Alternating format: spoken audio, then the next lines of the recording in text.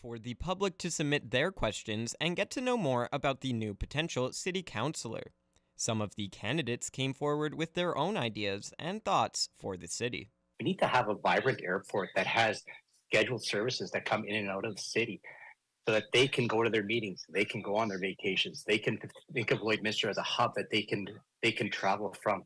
The other one is the hospital. You talk to the doctors and people and professionals in this town, and they say we need a new hospital. The hospital we have is old and is a danger. So I think those are two options. One's a local one, one's a provincial one. And I think those are two of the main things that we need to really look at for the city. I still go back to my suggestion that we should have a public relation person to identify the problem and needs of the community, do the study, do the cost-benefit analysis, and would be recommendation between this to the city, and would be kind of go between the community's needs and the city hall. When businesses come, especially big businesses come to a city, they want to see a city that's got their ducks together that they can work with. So I think that's a very big part of it.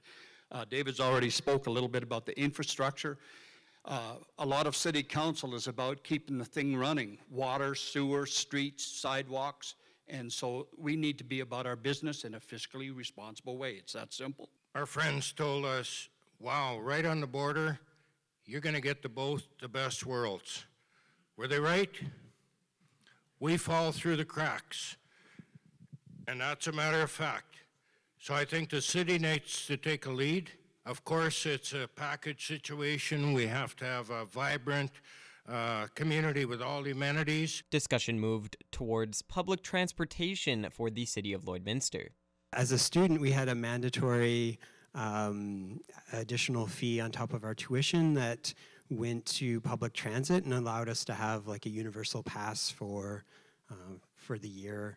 And that was, I think, a very effective program. So I think one of the things, if we were going to launch public transit in our community, we would really certainly want to do as much as we can to have a partnership with Lakeland College Student Association. They did another study here in 22-23 that produced some very, very interesting results because it came up with, I forget whether it was 3 or 4 options in terms of different routing at different times of day, looking at an operational model that was somewhat based on the needs, both in where people needed the transportation service and when they needed the service. The funding model that study considered involved external funding from the provinces, a certain amount of funding from the city, a certain amount of funding from the service users themselves. 2 candidates, Leo Aguinaldo and Corey McKee, were not present at the forum. The date for the by-election is February 13th.